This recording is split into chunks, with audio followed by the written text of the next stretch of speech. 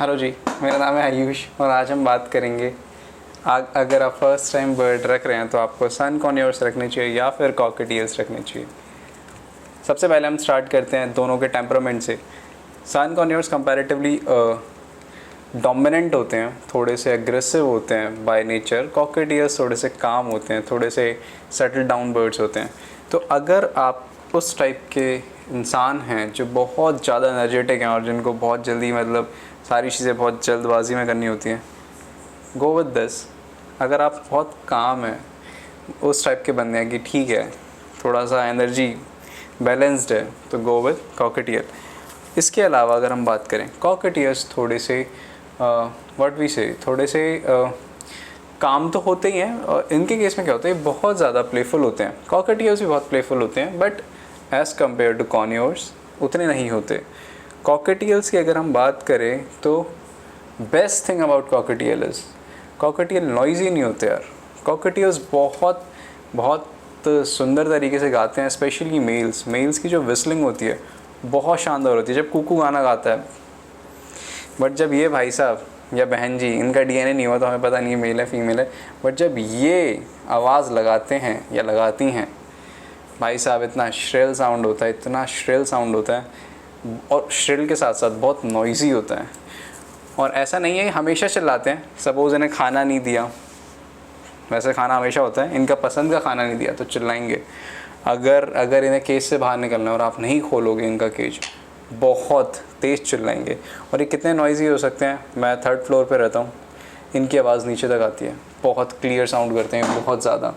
तो इससे आप पता लगा सकते हैं कि बहुत लाउड होते हैं, बहुत मतलब नॉट लाइक कोकाटूज़ और मकाओज़, बट होते हैं, ठीक ठाक होते हैं।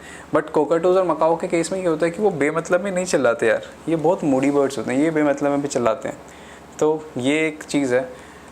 आप कभी भी बर्ड लेते हैं, सपोज़ आप सन कॉर्नियर लेते हैं, कॉकटेल लेते हैं, प्राइसिंग बताता हूँ। कॉकटेल लगभग टेम्ड कॉकटेल, एक अच्छा टेम्ड कॉकटेल 3000 से लेके 4000 के बीच में कहीं मिल जाएगा आपको।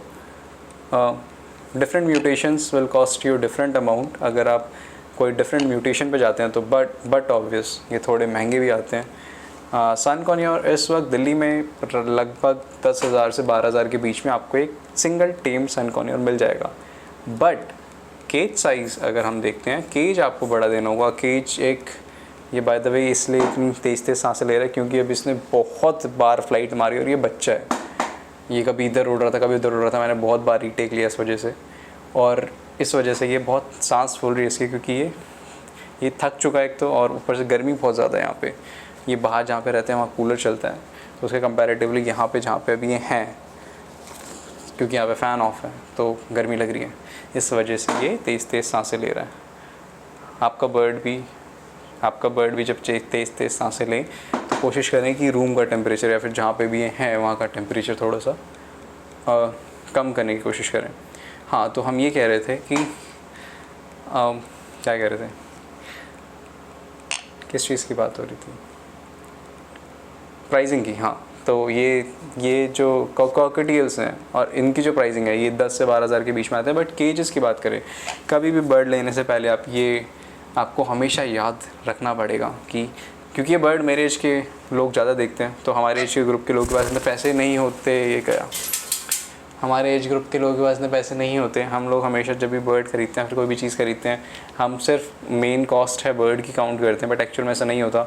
आप कॉकटेल लो या फिर सन कॉर्नियर लो, जो कॉस्ट है वो उनके केजेस की भी ऐड होगी और उनके टॉयज़ की भी होगी और उनके डाइट की भी ऐड होती है। तो कॉकटेल के केस में अगर आपने कॉकटेल का केस सेटअप किया है, वो थोड़ा सा लंबे टाइम तक चलता है एज़ कम्पेयर टू सन कॉर्नियर। सन कॉर्नियर्स के केस में थोड़े डिस्ट्रक्टिव होते हैं, चीज़ों को तोड़ना फोड़ना पसंद है, तो उनके टॉयज़ का खर्चा आपका बढ़ेगा। टॉयज़ कहाँ से ऐड, मतलब किस टाइप के होने चाहिए? वुडन टॉयज़ होते हैं, चूइंग टॉयज़ होते हैं जो बर्ड्स च्यू करें और खेले कूदें, उस टाइप के टॉयज़ होते हैं। ये भी चिल कर रहा है फ़ैन पे, इफ़ यू कैन सी, और अपने मन से ही नीचे उतरेगा ये।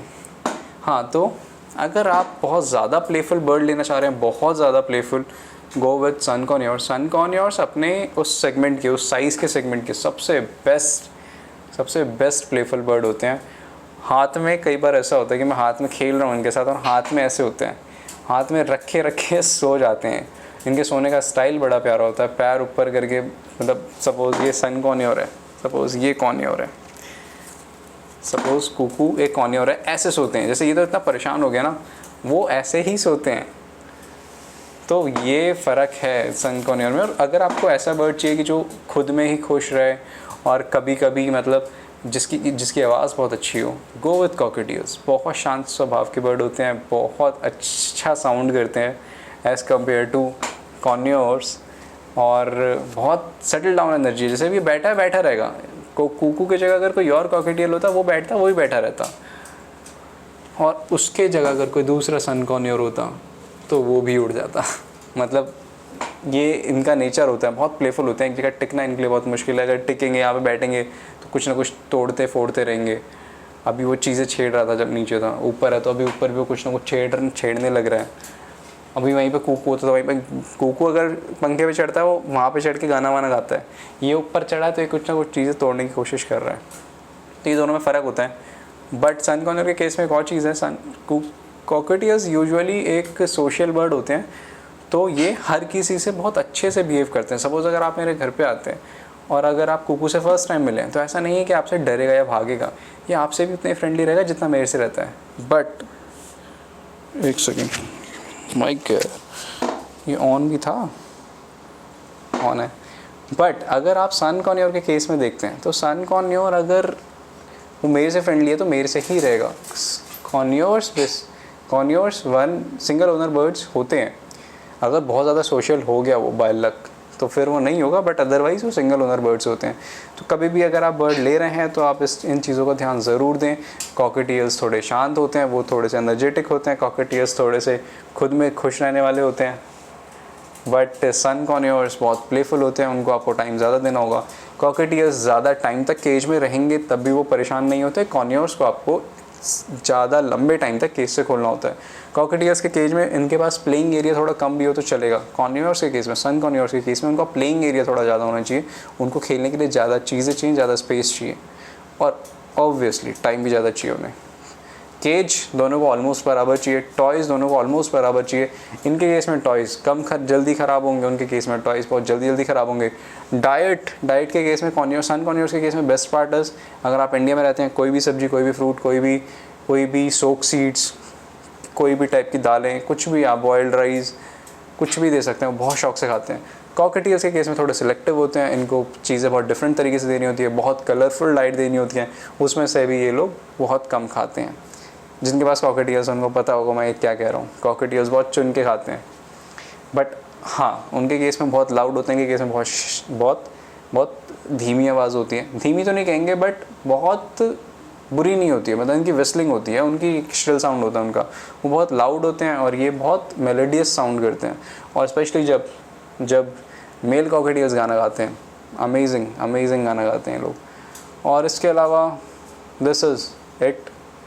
अब मेरी माने, अगर आप फर्स्ट टाइम बर्ड रख रहे हैं, गो विथ कॉकटेल्स बहुत अच्छे बर्ड्स होते हैं। अगर आपको कॉकटेल्स आपने रख रखे हैं, फिर आपने और भी बर्ड्स रख रखे हैं, उसके बाद अगर आप सन कॉर्नियोर्स रखते हैं तो आपको उन्हें रखने में और ज़्यादा मज़े आएंगे, क्योंकि आपको पता होगा how to take care for a bird and how to handle a bird. उनके केस में थोड़ा सा अगर वो निब करेंगे, अगर आपने उन्हें छेड़ दिया तो काटेंगे तो बहुत तेज़ बाइट फोर्स होता है उनका। इनका भी होता है, बट इनका इतना तेज़ नहीं होता जितना तेज़ सन कॉर्नियोर्स का होता है। So this is it for the video. Thank you so much for watching this video. Thank you. See you on the next video. Bye bye.